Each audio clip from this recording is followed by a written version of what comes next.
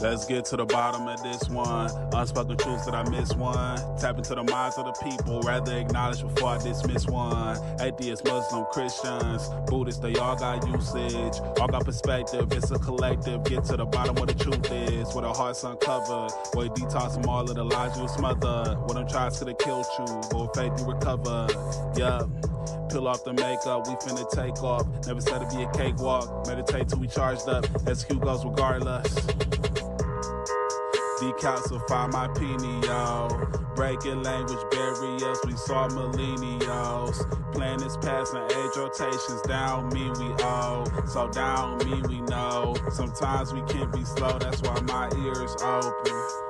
Every drop you add could complete the ocean. Speak up, play your part too. Been vulnerable, it's so hard to.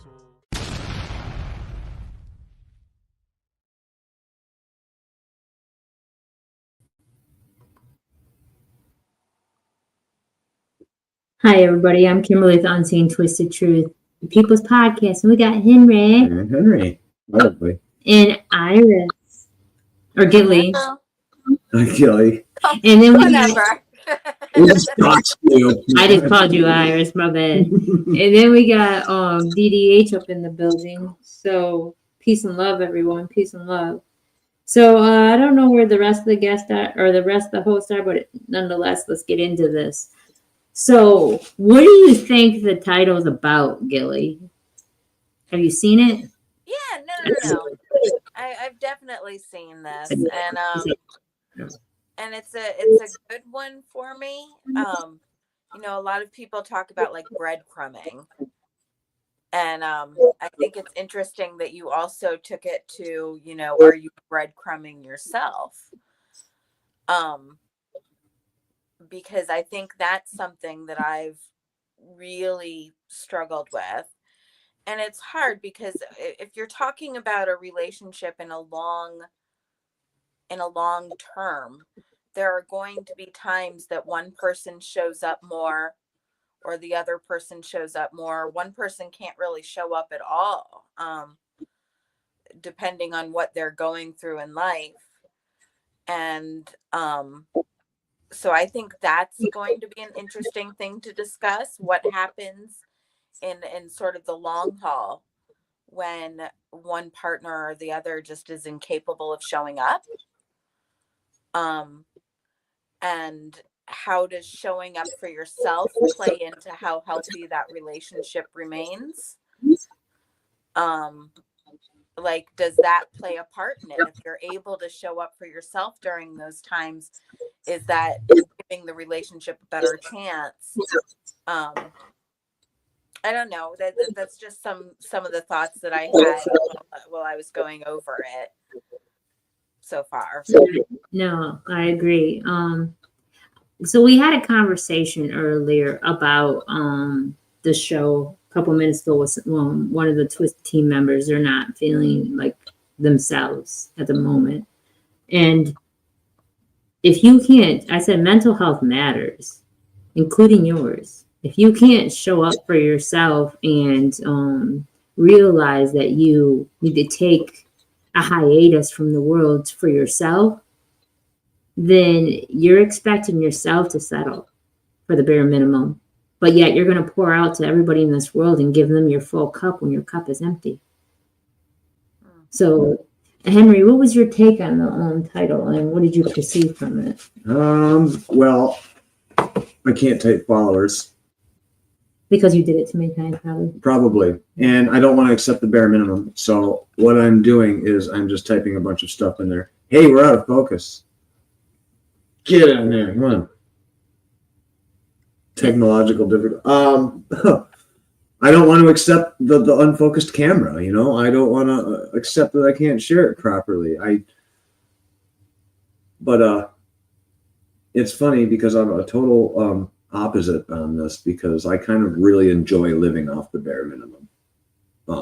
But that shouldn't be maybe food for the soul, What do you mean by that? You enjoy living off the bare minimum? Because I might be similar to you, but I'm not sure. Because even the title said, just because you don't deserve because you only expect the minimum, Don't give it to yourself. Well, no, that's true. I'm weird.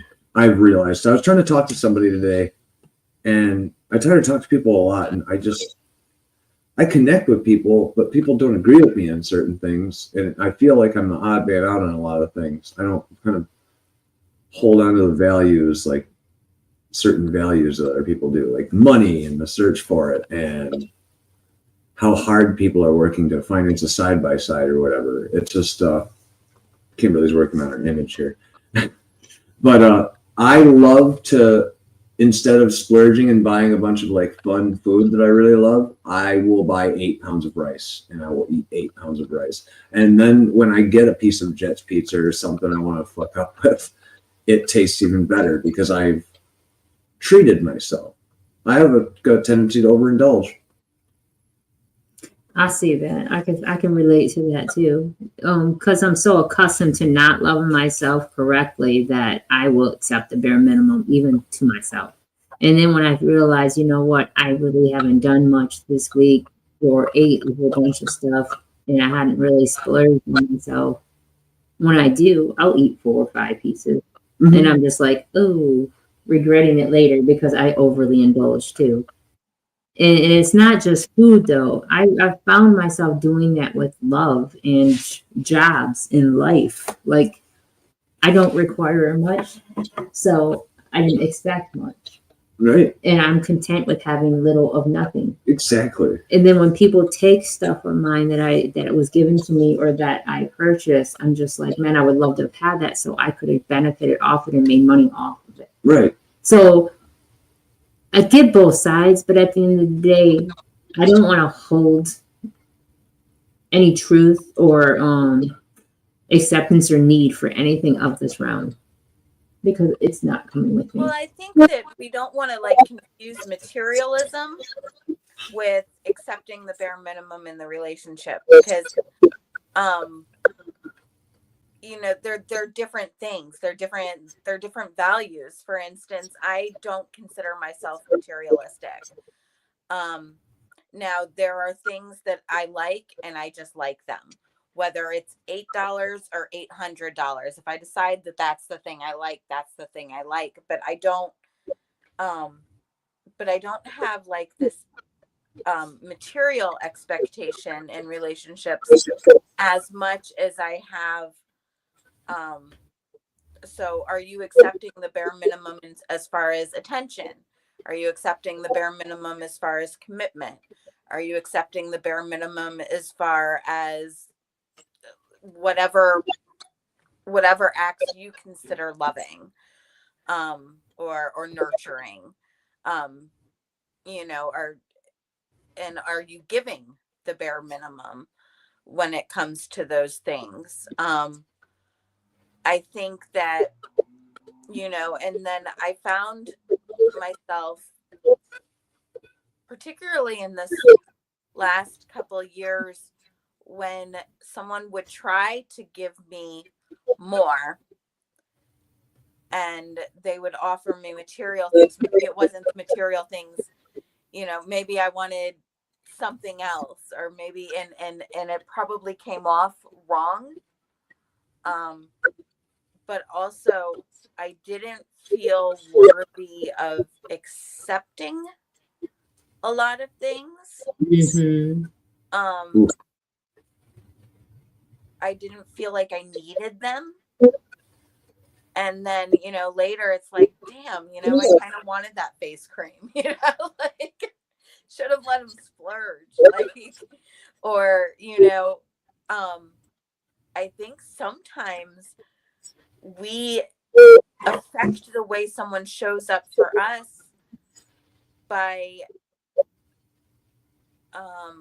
not knowing what we deserve or even what we need at the time, and not knowing how to ask for it. So I think that what I probably should have been doing is being more specific in what I was asking for. But then again, when I was getting more specific and they weren't able to provide that, and it wasn't a material thing, it was it was more of a time thing. It was an effort thing. But I saw myself getting pretty resentful and equating that with love. And I think that's a mistake too, because I know that at that time I wasn't showing up at all. And they were showing up, and they were, you know, giving me a lot of the attention and the protection and the things that I had been asking for. And I was having a hard time accepting that. That's why I said food for the soul. Or trusting it. So I think we have to be, you know, like real specific on whether it's emotional or psychological or executive even, you know, there's so much more than material. And I think we get lost in the material, especially with social media. And we see everybody in their beautiful selves and their beautiful lives that are fake. And, you know, or even if they're real, it's not necessarily the substance that we necessarily are going for. And that's probably a question in itself to examine or unpack, you know, because the bottom line is if somebody dropped off a large lump sum of money to me at this point, I would be grateful, and I'm not materialistic at all. But so do you feel that there's a spot into where you overly do things though? Like I know when I was younger and I wasn't heard a lot, and when I finally had a chance to talk, I overly talked. And not you in general. I'm saying aspect wise of that I tried to get it all out because I only had this amount of time to get it in. And I wanted to say things, and I caught myself overly trying because I always went for so long with biting my tongue because I didn't expect that my voice needed to be heard. What were you going to say? I mean, I always get talked over my entire life, and I sometimes get really loud. That's probably one of the reasons I like playing live and doing that shit, because everybody's listening to me. You know, I mean, that's obviously a little subconscious thing we got going on. I wanted to always be the center of attention growing up. Instead, I really emulated Mr. Jim Carrey. I was really obsessed with them. And I guess people just kind of got sick of it. But when I was trying to be real, you know, it was a cry wolf type thing where people wouldn't listen to me.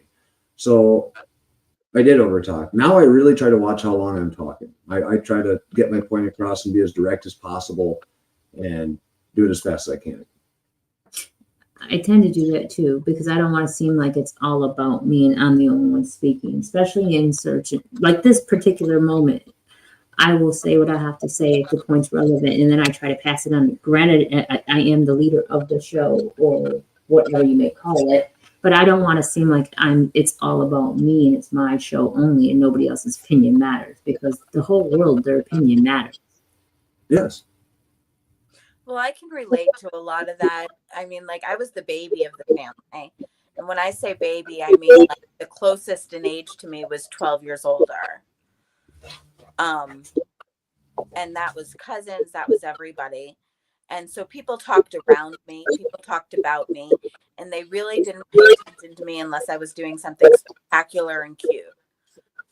And so when I, went to school, I really loved that attention. But I was weird. I talked about things that the adults were talking about because that's what I was around all the time. And I, wore the things that the adults were wearing because that's what I was around. And then I had children pretty young, and your life, it becomes about them. And so when I became a caretaker, just in terms of that's where I found that I fit, even in school.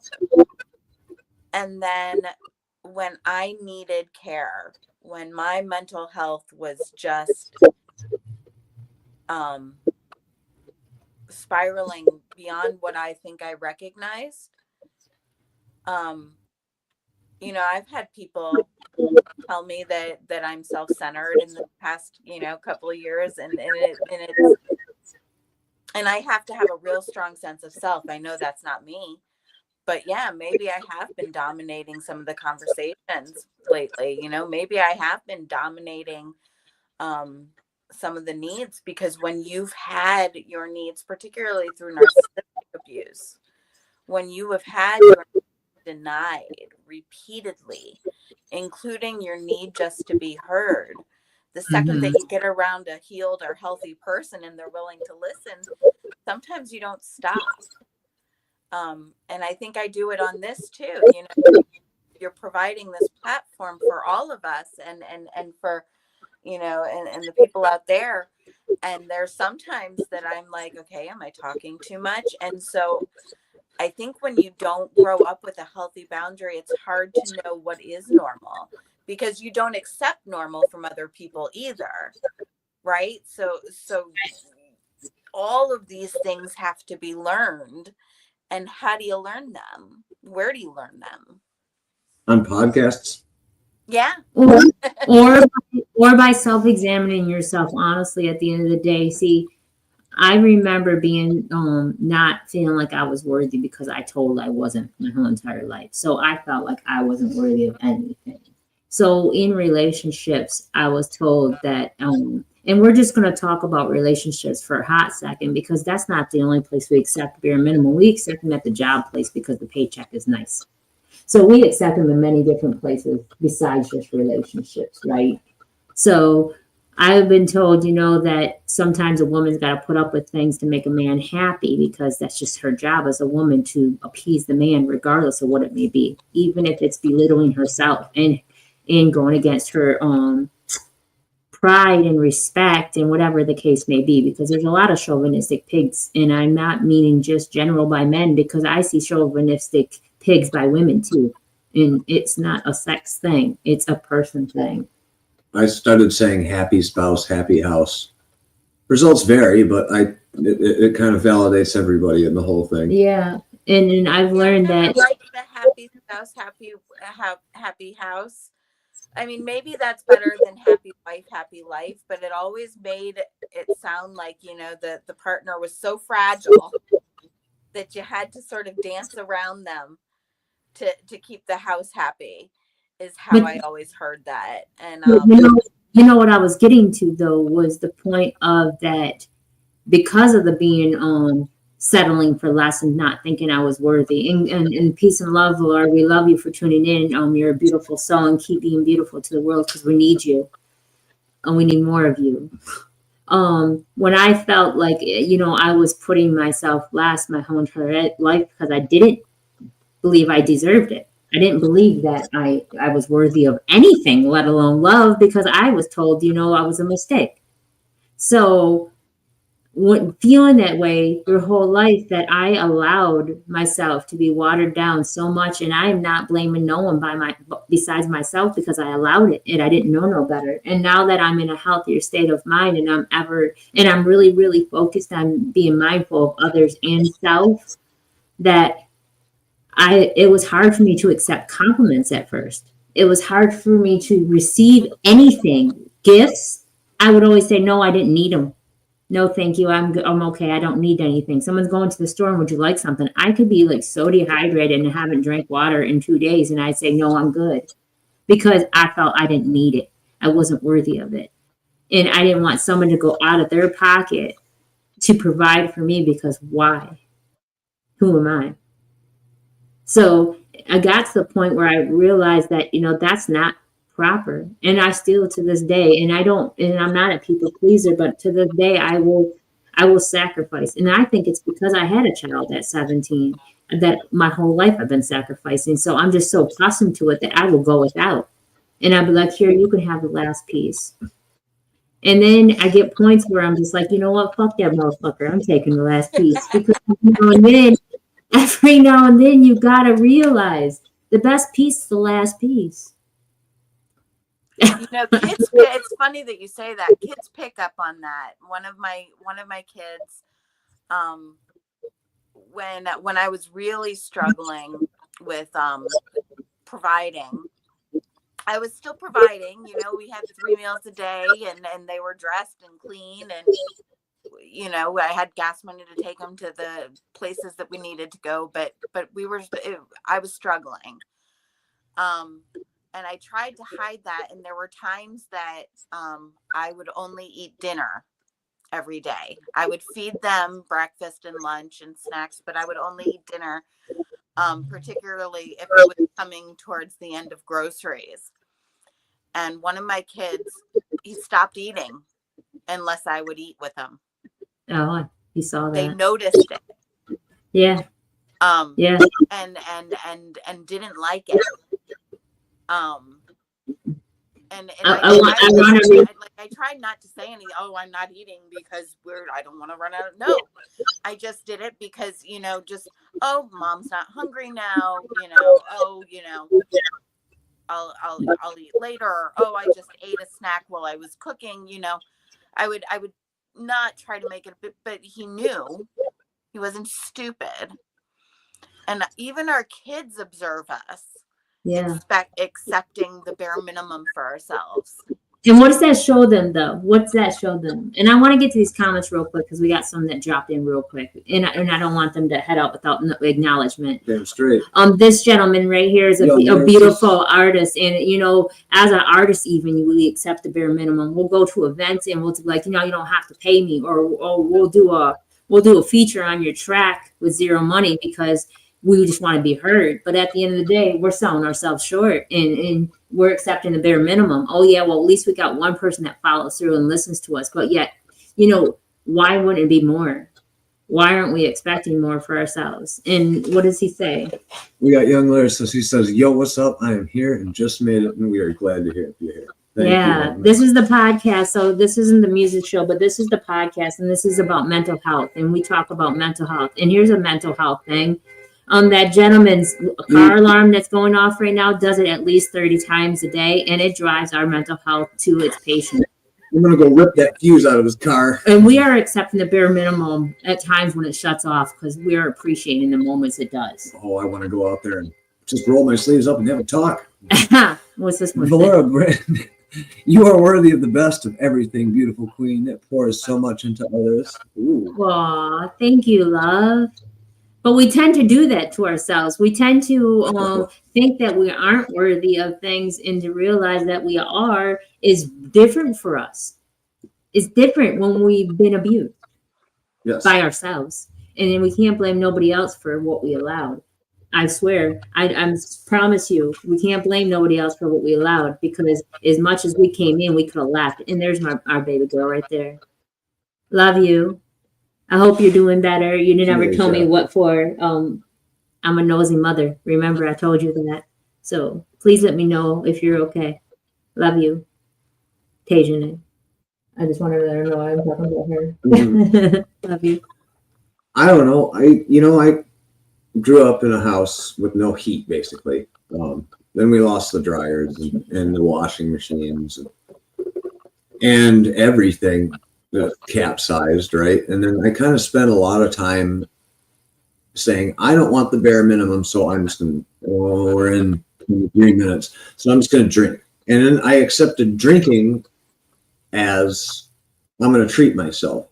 So I never did anything. You know, I sat there and I just, a bottle of vodka and a video game was good. My values have changed on this. I enjoy. I got into this talk about freedom earlier with somebody. Someone was trying to ask me what freedom meant to me.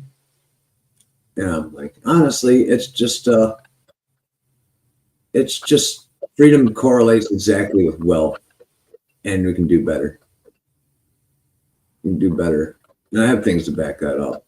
I've seen a lot of shit, but it pisses me off. You know, I just, the bare minimum, treating yourself, is shelter, you know, is shelter the bare minimum for you. I mean, there's things we could look at in that aspect. I say love in a cardboard box. Love in a cardboard box. Well, there are studies that show if only your basic needs are met, it affects your self-worth, it affects your self-esteem. And then if your basic needs are then also threatened, if somehow those are on the table, which often in narcissistic relationships they are, or sometimes there's just poverty that parents don't have control over, they're doing the best, you know, whatever reason. I was raised, I guess what you would consider privileged. You know, my mother worked a lot. You know, but she was a psychologist and a behavior analyst, and she was gone a lot. But I mean, we weren't starving, by any means. And my dad, you know, he was an entrepreneur and an inventor, and money was not something that I lacked. In fact, I was embarrassed about money. I was embarrassed that I had it. I preferred to shop at the thrift stores. I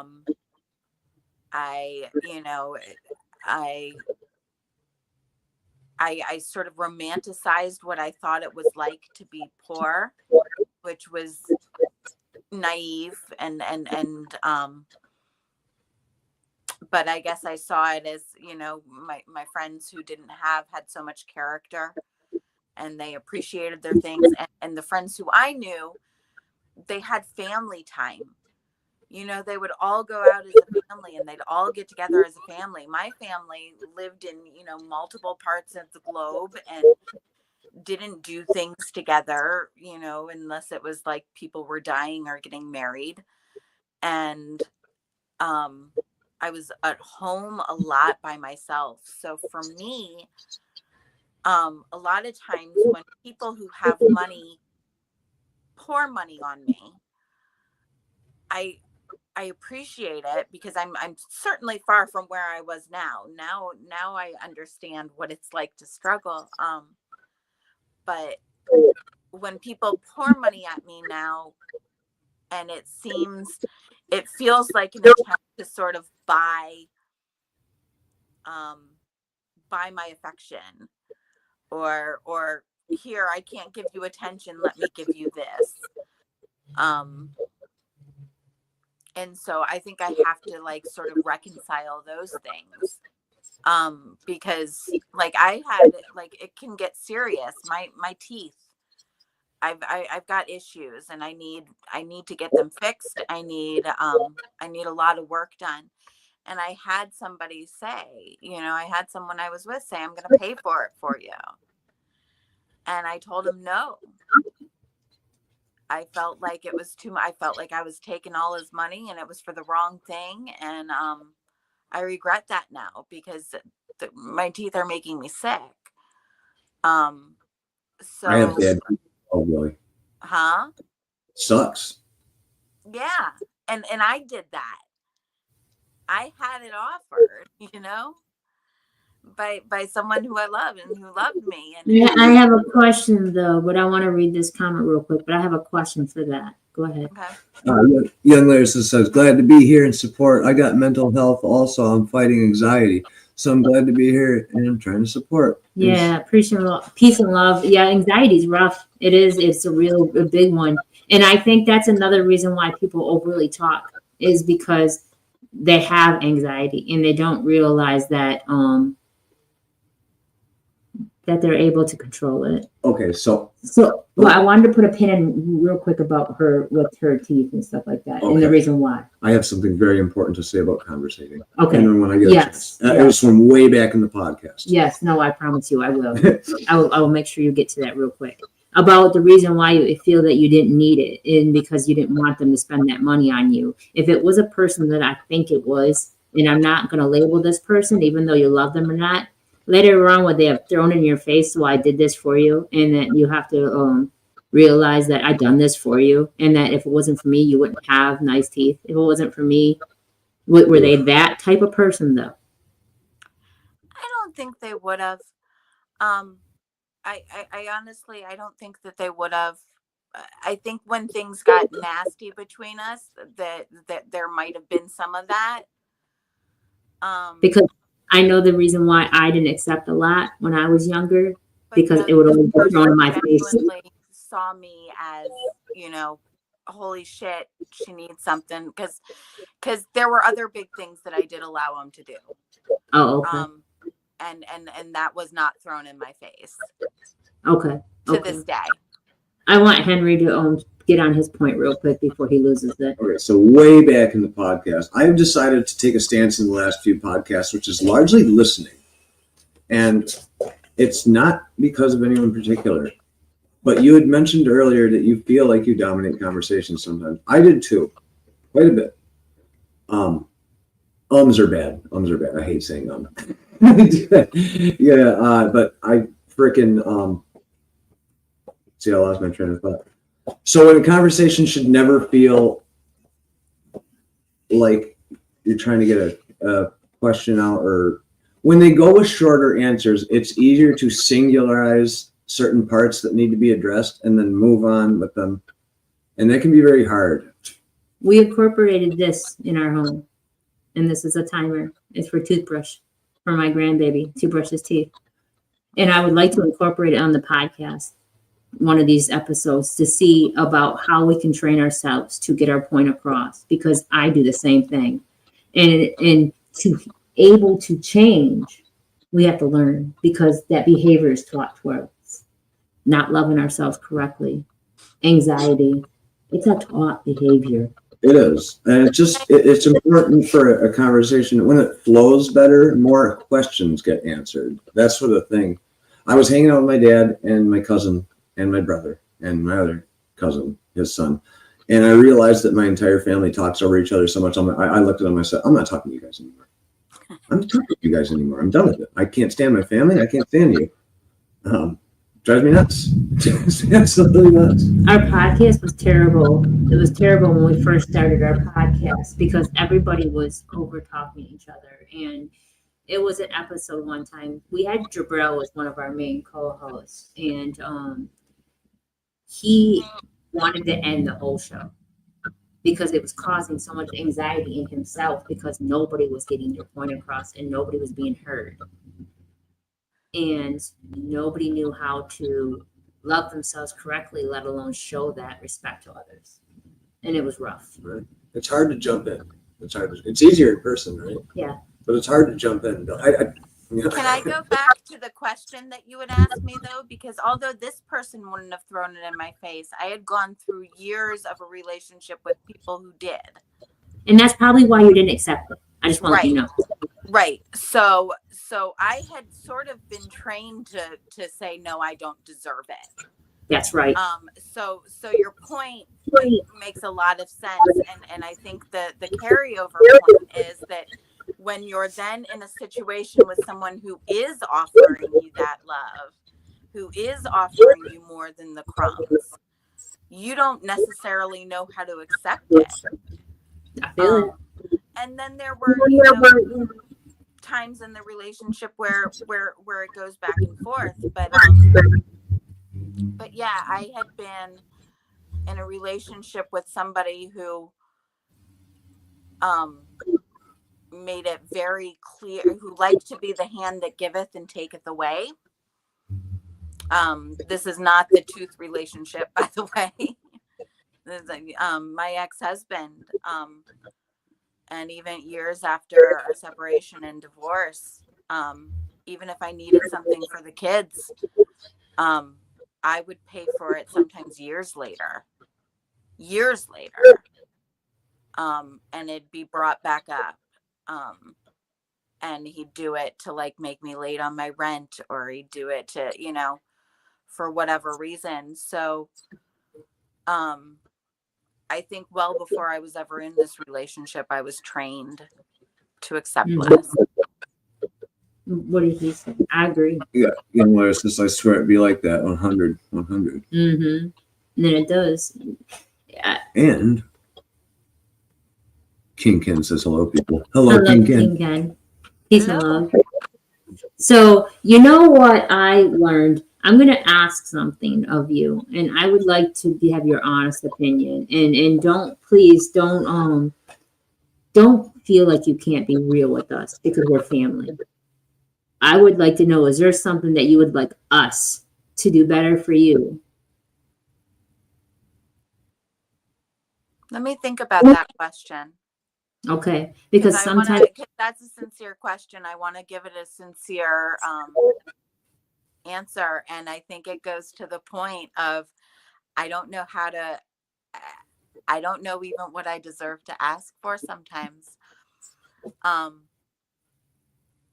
that's valid. Yeah. I can appreciate that, because at the end of the day, when we are not used to accepting things from people, that when we have someone that generally does love us, we do accept the bare minimum, and that's even in friendship, and that's even in family members, or the people that we give birth to. You know, so we don't expect much from them. But how often do we ask somebody, is there something that we could do better for you?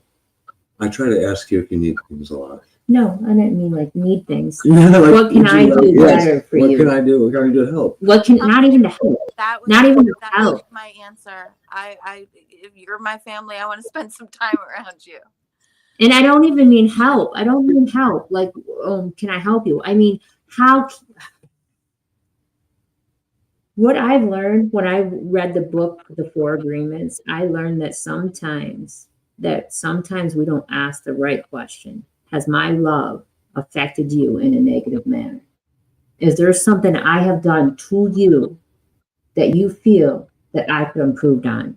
And I think that we tend to forget to ask people that, because we're not, because we don't care, just because that we get so caught up in the moment and we think that we will accept anything without realizing that we're entitled to say, hey, I really wish you would do this differently. Or could you please give me this? And I appreciate the whole timer thing, because it not only does it help, this is the healthiest relationship I've ever been in my whole entire life, in a relationship, in a marriage. I've never been married anyways, but this is the healthiest thing I've ever experienced in my whole entire life. And there's at times where I feel like I could be doing better. So to incorporate something that's equally friendly to both people, not over one and then the other. And the reason why I'm showing it is to let people know what I'm talking about. It's this. I had to put a boundary up. Actually, watching the timer start and then unstop as you turn it was making me incredibly anxious. And he'll be okay.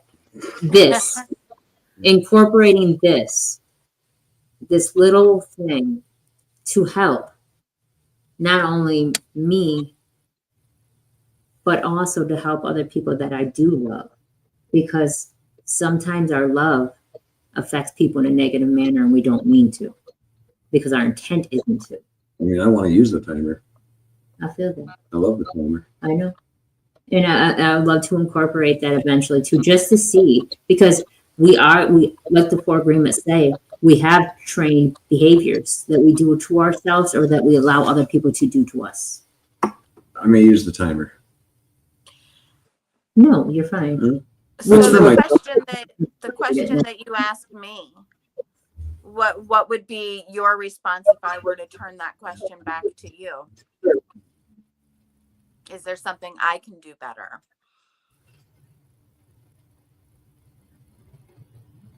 Yes.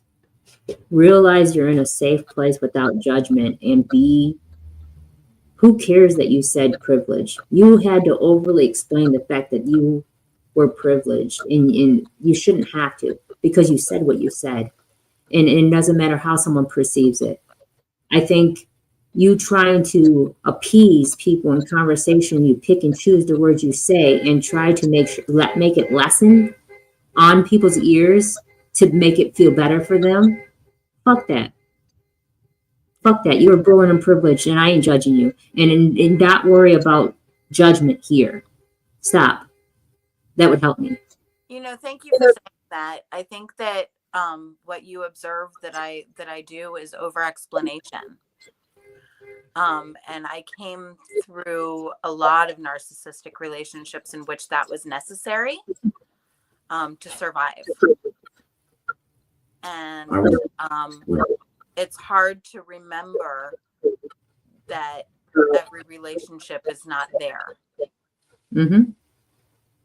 I love that she said that though, real quick, because that's the part of a healed relationship or a healed friendship or a healed family, you got to remember they are not the ones that cause you to have to heal.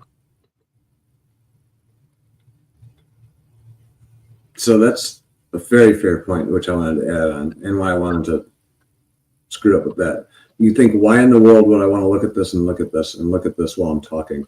Because I'm a traumatized person. I'm a traumatized person from a very traumatic past.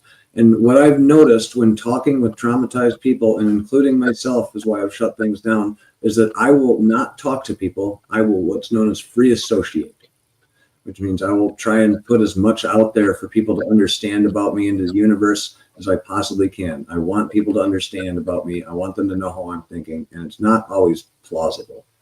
And I can get really long-winded in that. And now I'm looking at the hourglass and it's filling, and I'm like, I feel like I got my point across already. I don't have to sit here for the rest of the stand. And I feel really grateful that I have let that chain off of me. Yeah. I really have. I don't need it.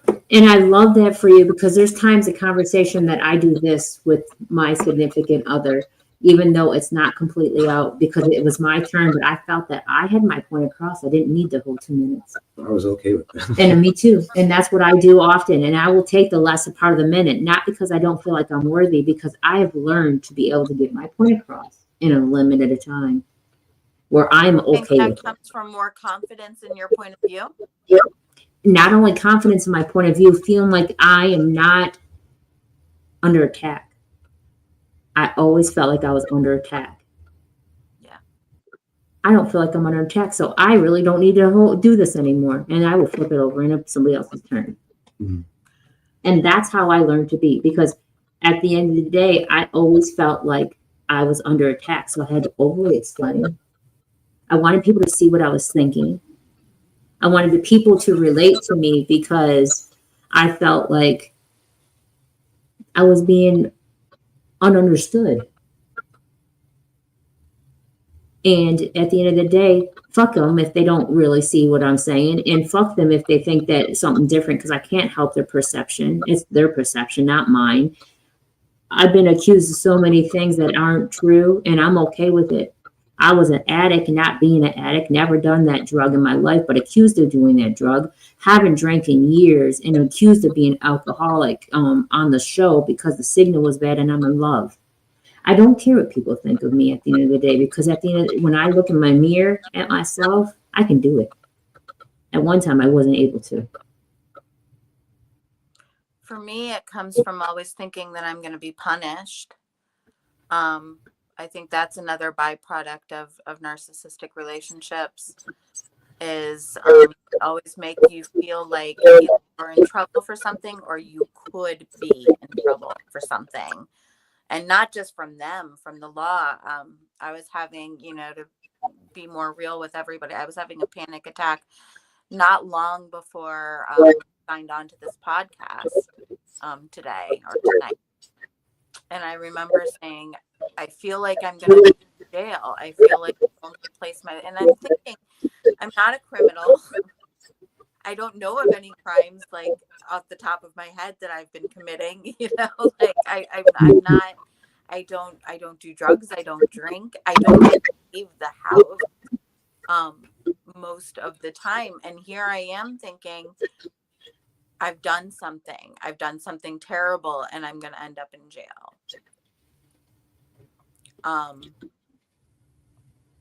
So I think that, and that's all, like, I can relate. I've been accused of doing and being so many things that I'm not, that sometimes I'm like, well, fuck, like, it's not even a matter of, do I care what they think about me? It's a matter of, there's been real consequences for people's opinions. Mm-hmm. Real life consequences that have affected my kids, that have affected me, that have affected my relationships, that have affected me materially. I can relate, though. I agree, because, like, I can't see my grandchildren right now because of somebody else's opinion. Yeah. So Because of somebody else's opinion. opinions do have an effect. So I'm right with you on, I don't give a fuck what people think when it just comes to them thinking it. But then when they take action on those thoughts in ways that don't just affect you, but affect other people you love. You love your grandchildren. Mm-hmm. You know, I love my kids. Mm-hmm. Y'all are from big extended families, right? Both of you? I don't have any relationship with my family whatsoever. Me neither. Did you grow up in a crowded I household? lost in the divorce. I grew up in a crowded household, That's what I meant. but my crowded household was gone. I grew up on my own. They left me. Nobody wanted me. So no, I didn't grow up in a crowded household. I just had a traditional nuclear family. It was mom, dad, Henry, and Joe. No, I didn't have nobody there. They left at 15. So I was 15 and I didn't have nobody. They were gone. So By that's the time how I was 5. 17 had a Yeah, by child. the time I was 5, my brother and sister were already out at college, out of the house. My dad never really lived at home, even when my parents were married. He was always traveling. And I was raised primarily as an only child. Like I said, my mom worked a lot. That was her passion. It was her work. And I was awkward because I was around adults a lot more. And so even with friendships, I found myself isolated a lot. Me too. Yeah, So I agree. and that was from a very young age. There was a lot of people in my family. They were crowded, but it wasn't with me, and it wasn't where I lived or at with anywhere with me. It wasn't with me. I was always shunned and put off the side. Nobody really wanted me there. So no. Okay. I've had my family sit a mock funeral for me. So That's some fucked up shit, bro. That's a little bizarre. fucked up shit, and it's happened to them. That's some fucked up shit. All right, well, Like, you guys are good.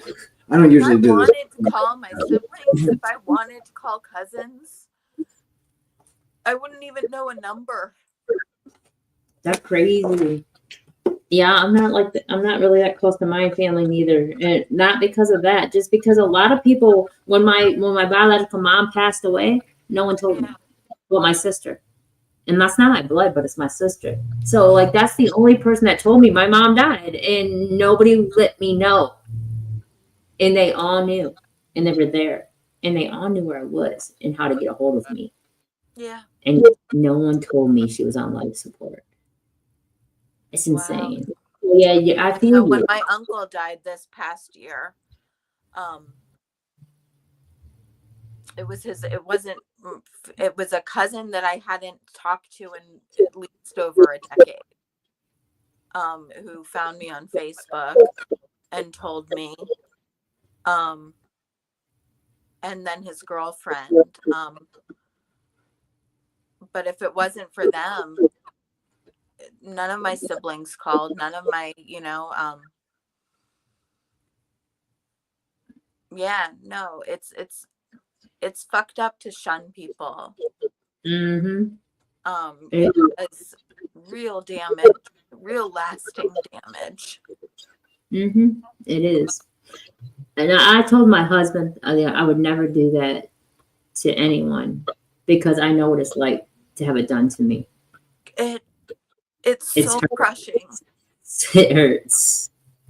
It hurts. But a lot of it is because I'm not like them. I don't fit in with them. I don't do what they do. I don't sit there and gossip. Wouldn't you take them in if they needed you? Wouldn't you be there to like? No. I'm too grown for that. I'm 50, baby. There's no way I'm taking something that pushed me away. No. Yeah. I learned that's that bare minimum for ourselves. No. Now, if I had a bus and I was traveling and there was open space and they could go be somewhere else, yeah, you can jump on the bus. You might not leave with us everywhere we go. You might find somewhere to stay on your own, but yeah, you can travel with us. But not something, no, not in a home of my own. The only person I could ever live with, I'm living with now. I couldn't live with anybody else if it wasn't Henry. I swear. No.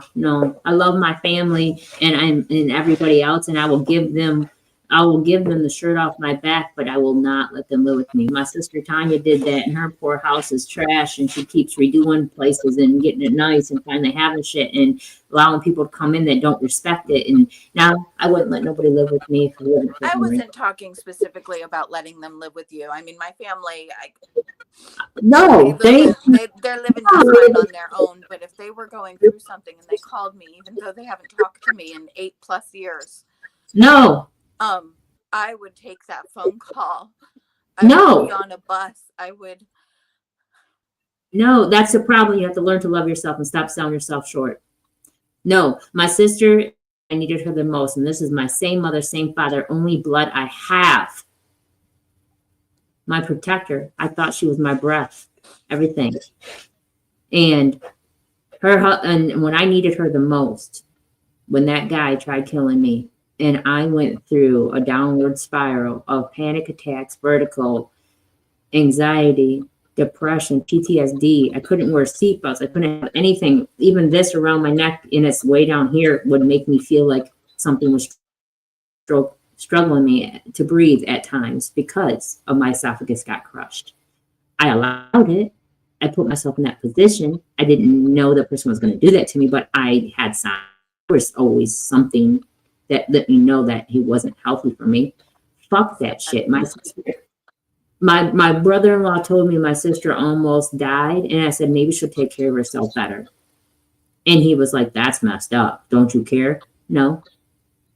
Of course I love her, and I don't want to see her dead. But no. With boundaries.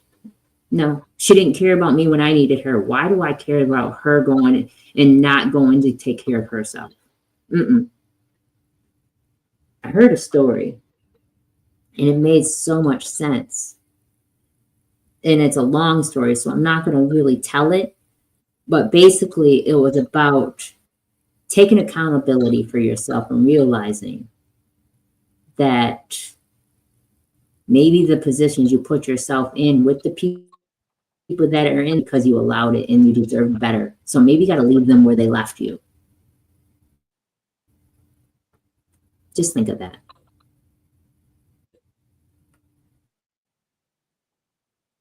I'd do that with a lot of people. I like asshole tax. You know, people have ripped me off before for a few bucks or whatever. Maybe I ripped people off too when I was drunk. Maybe they got the tax from me, I'm sure. But it's worth $5 and not talk to you. You know, it's worth $20 for you to not be in my life. Now, I paid a price to have your absence. And I like the universe has blessed me with such beautiful people as a family that I have somebody that calls me if I do not talk to them at least once a week or once every 2 weeks minimum. They will call me just to say I miss you. I'd rather have that kind of love than the one that only calls me when they need me. My position is to act as though I don't exist. They'll talk about me. Of course. I'll hear They them have not talk about seen me, for your ass. but I haven't heard a voice. And don't. And if you call me, you do not answer. Because that would piss me off if you did. I need them. And if you did answer, don't tell me. Fuck them. And tell them I said so. Because I love you. Because when I couldn't hear from you and I didn't know where you were, I was genuinely worried. I was on a hunt looking for you because I hadn't seen your face. we were. Not only just it trickled to him, it trickled to the Facebook, it trickled to the SGF gram, it trickled to everyone who loved you. So fuck them people that didn't. Let them be gone. The universe has blessed me with such a beautiful family. I miss you, and I needed to know you were okay. And I'm telling you, I wasn't going to stop until I found out. That was calling the police in the hospitals. And I don't know your whole name. I know just of it. but I was sure in the fuck going to. I'd rather There's cut not you a off. lot of Gillies out there. You probably would have had some luck. I don't care. I was looking under Stein and everything. I'm telling you, I would have fucking searched. You feel me? Okay. Okay. So, no, I don't know your favorite color. And no, I don't know what your favorite food is. But I know if I don't see your face, I'd miss it. Mhm. I hope you're doing. We're doing great, by the way. Tanya, how are you? We're doing great, and how are you? I hope we're doing good tonight. Thank you for jumping on the podcast.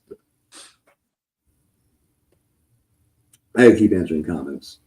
But no, yeah, at the end of the day, that pissed me off that you said you would. Don't do that shit to yourself. That's the bare minimum, and you're accepting it for yourself. If they don't care if you're alive and they don't care if you're okay, then stop caring if they are. Because if you haven't seen me in a while, I pray that you would care. And you would like, I haven't seen Unseen to Its Truth in a minute. I hope she's okay. Okay. And that's all I love. I love that because the universe has blessed me with such beautiful, beautiful people in my life. Thank you, Tanya. Beautiful people in my life. And I'm going to continue to show that love. I think intellectually, I understand what you say, right? Emotionally, it speaks something to you when your own family is like, fuck you. Mm-hmm. It speaks something to you, and that can my ex-husband, he can cuss me, and his family, whatever, they fucking hate me, I fucking hate them, like, but like the family that I came from. No, I don't care about that shit. Fuck that shit. Like the universe gave you a better family, babe. Yeah. That's it. The universe will provide. You just got to start loving you. And those that are meant to be there will be there. Those that aren't, don't worry about it. That's not your problem. That's theirs. They're lost on a beautiful person. Love you. Love We you. love you too. It's accepting the bare minimum from others is crappy, but accepting the bare minimum from yourself is a really bad deal. Yeah. It is. It is. I did that a long time. I did it a long time too, thinking that I had no choice. I choose the bare minimum now. I choose the bare minimum, and it makes me very happy to be able to go with that. This makes the highs even better. This transcends to music too. I might as well, because I wanted to say it. Even music, people were telling me, you got to charge like for gigs. You get any money for that gig? And I'm like, dude, I left the gig and walked through Detroit for like 3 hours playing, and I made more money than I did at that gig, and a bunch of life experiences. People need to just roll with the flow. The best conversation I had was in the bathroom at a McDonald's with a homeless person. Right? She smelled horrid when I gave her a hug. Oh. But I needed her hug. I needed to hear what she had to say because she told me when I left that I saved her life.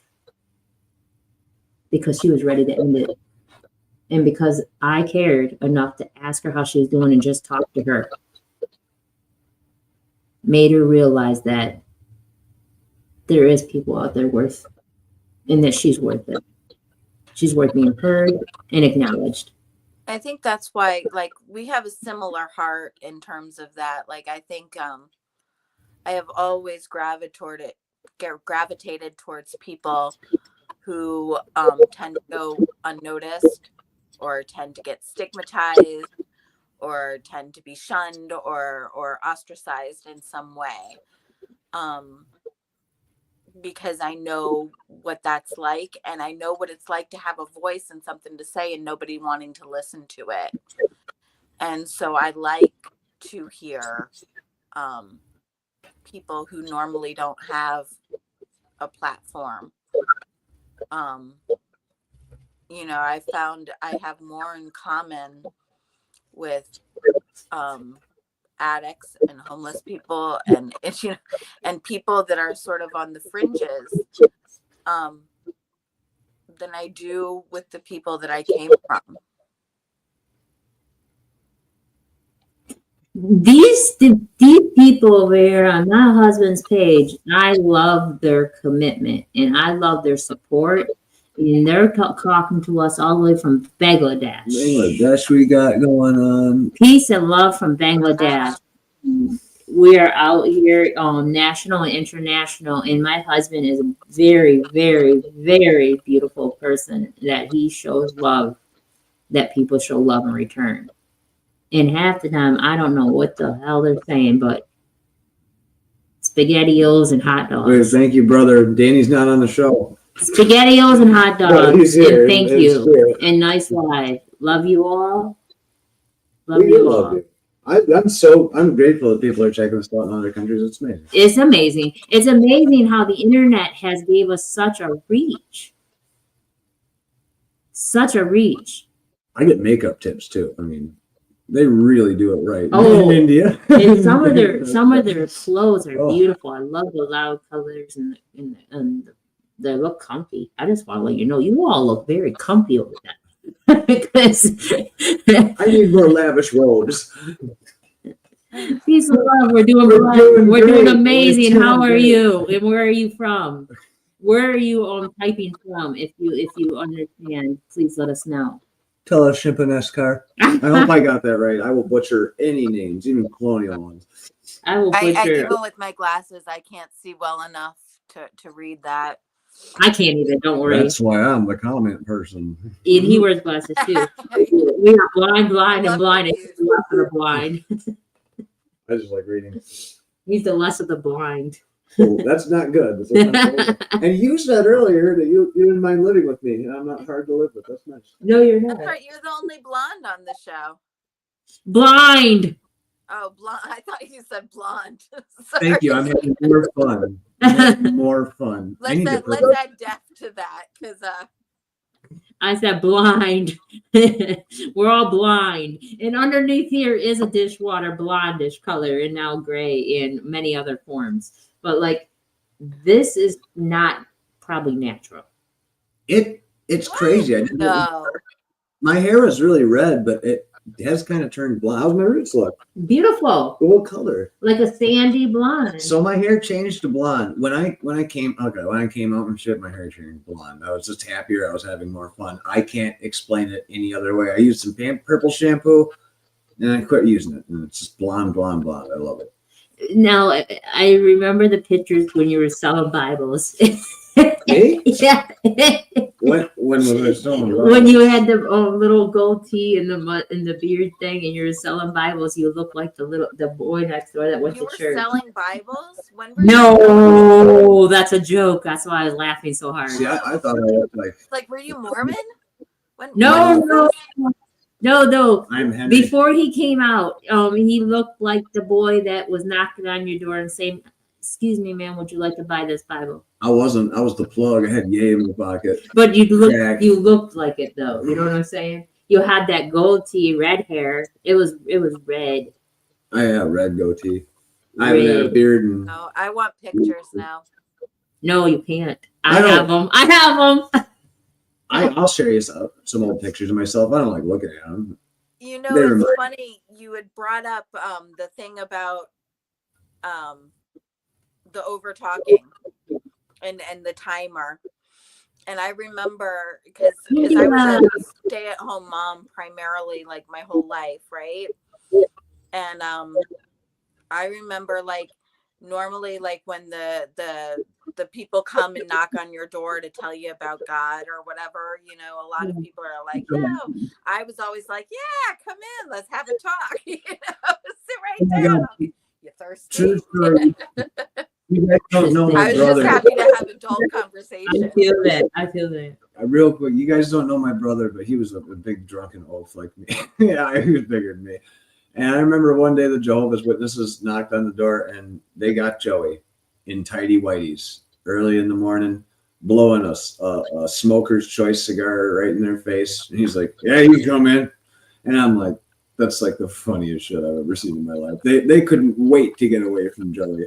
So No. in India, do you have a problem in India where that you sell yourself short and sometimes that you I can't say your name or I would, but Shimpaneskar. Shimpaneskar. Do you have a point? Do you have a time in life where you feel like you sell yourself short and that you give yourself the bare minimum? And then we have another comment from Tanya. Love you so much, dear sister. Aw, peace and love, Tanya. Love you. I hope you're not giving yourself the bare minimum, not selling yourself short either. Tanya in Bangladesh, do you feel that sometimes you sold yourself short, that you didn't love yourself correctly and you accepted the bare minimum for yourself? Totally understand there may be some language there.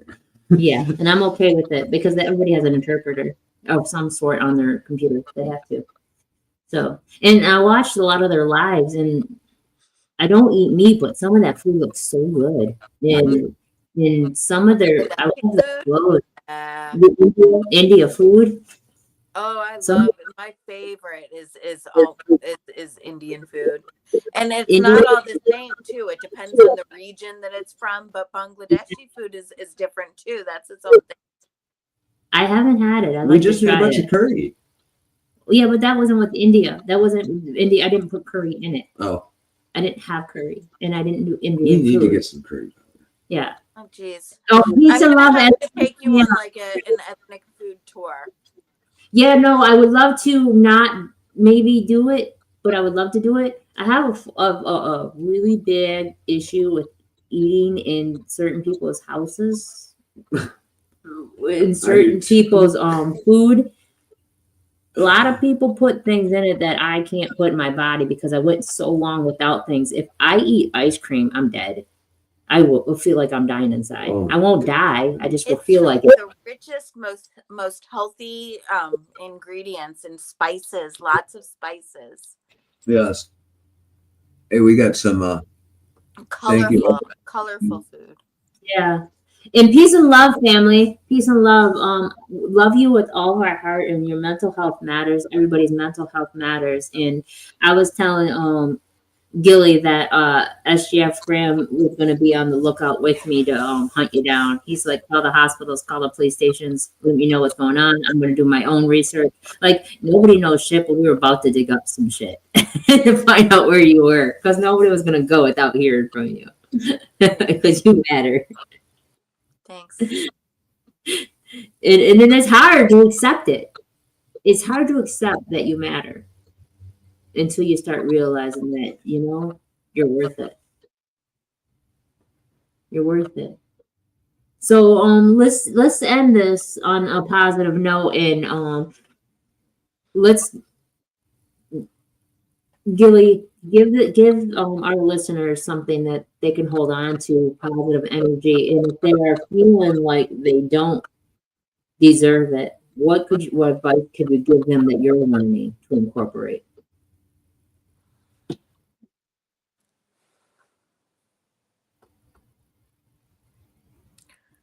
Our values are sort of like fingerprints. They're unique. Nobody is going to come with the exact voice that you come with. And I think there's something that we can learn from everybody and receive from everybody. And so instead of looking at it as far as do you deserve, do you matter, the world deserves to see you. You matter. I love that. As Chef Graham says, We were going to find you, Gilly. FGF Graham says, Yeah. Thanks. we were, there's no way around it. I'm telling you, there was no way around it. I'm a mama bear for real, for real. We would hunt you down. guys. SGF feels Graham. good 'cause, SGF Graham, leave a comment. Leave a comment on what you can give for advice. That's something that you're either learning how to incorporate into for you to love yourself correctly and accepting the bare minimum for yourself. And then what I'd like to do a podcast one time where everybody else gives their opinion on someone, one thing about someone else, and it can be positive. I prefer, but if you feel it has to be negative, please, this will be your time. But give your opinion one thing on someone where you would love them to do more often for themselves, just because you care about them. Is that on the next podcast? We could do it on the next podcast. Oh, okay. I'm just wondering. Yeah, we could throw that in there. I want everybody to think of it. The next show on Thursday, we're going to ask everybody what is one thing. And Henry and I are not one person, so we would have two different things from you. No, So we've we're not. supposed to pick one of the panel, one of the family members, and like. No, everybody on the family member. Tell us about everybody on the family member, one thing that you would love them to do for themselves, that if it's either good or bad, that affects you. Or that you feel they need to hear. I feel people need. I like SGF Graham's comment. I Thank was you. gonna say. Did you want to read it, Gilly? Oh, I can read this one. Yeah, hold on, because it's not in blue. It says, "Know your worth and make sure who you are dealing with understands your worth." I like that last part. Period. Yeah. The company we keep. Period. And give your little Oh, I thought I was final. supposed Oh, to. mama. Oh, I'm supposed to do a little Henry thing. Anything. All right. Well, you know what? As someone who enjoys accepting the bare minimum, if you are going to do that, make sure it's what you want. We don't sell yourself short, even if it's a little bit. You shouldn't have to do what I do, but just make sure you're happy. Make sure you're treating yourself well. That's the best I could really say right now. I want the world to hear your new song since we got so Oh, many no, not people yet. No, it's listening. going to be another week. Not, I'm just saying, since we got so many people tuning in lately, Yo, yes. I would like to hear. I ain't done that in a while, but it's not No. like that. No. And it's different now that we're here, right here in front of It each is. other, because the signal's better. I'll talk about it. I got a new song I finished. I'm working on. It's called Folklore Monsters. That's all I'll say. I love So, I did Thank too. you. So at the end of the day, I want you guys to know that even if you think you're not worthy, and like SGF Graham, not only are you worth it, though, it is about the company you keep. If you continue to surround yourself around people to make you feel like you aren't, they're not meant to be there at all. Remove them. Only go where you're celebrated. Bare minimum people. Only go where you're celebrated. That's it. That is it. May everyone's night be full of positive energy and high vibration. No. Love you all. Do the half part with me. Okay. That's what I want. Peace. Yeah. I'll just have to do my own. Here we go. Well, here, we'll do it with you. Oh, we'll go Not there. gonna look Come on, right. come on, come on, come on. This isn't working, but here. It's okay. Love you all. Yeah. Peace and love. Ashe, everyone. Thank you for letting us in your home, your mental, your health, and your house. And I'm not doing it this way. Hold on. I'm going to do it this way. Oh, yeah, that's right. I want to hear the whole thing. We want to hear the whole song. When we leave, we're hearing the whole thing, and it wasn't that one. So I think it might be. Everyone on the Twisted team busted their ass on this song except me. Where do you think it is? Oh, shit. Ooh, no? No, because that wasn't it last time. Hold on, guys. Uh-oh. Oh, for Unseen Twisted? 4? 4. All right, let's see if this is it. We're going to try it. Full song. You know you with. You with Nope, that's Chef Grams. Oh, now we're going to fumble it. That's okay. Twisted Radio. We're allowed to do that. It's not the bare minimum. No. Do you see another one? Oh. This Wait, video? truest verse. Let's get to the bottom of this one. Unspoken truths that I miss one. Tap into the minds of the people, rather acknowledge before I dismiss one. Atheists, Muslim, Christians, Buddhists, they all got usage, all got perspective. It's a collective. Get to the bottom where the truth is, where the heart's uncovered, where you detox from all of the lies you smothered. When them tries could have killed you, but with faith you recover. Yup. Peel off the makeup, we finna take off. Never said it'd be a cakewalk. Meditate till we charged up. Execute goes regardless. Decalcify my pineal. Breaking language barriers, we saw millennials. Planets passing age rotations, down me we owe. So down me we know. Sometimes we can't be slow, that's why my ears open. Every drop you add could complete the ocean. Speak up, play your part too. Been vulnerable, it's so hard to reflect on all the Jews life taught you. It's on you, tell the truth.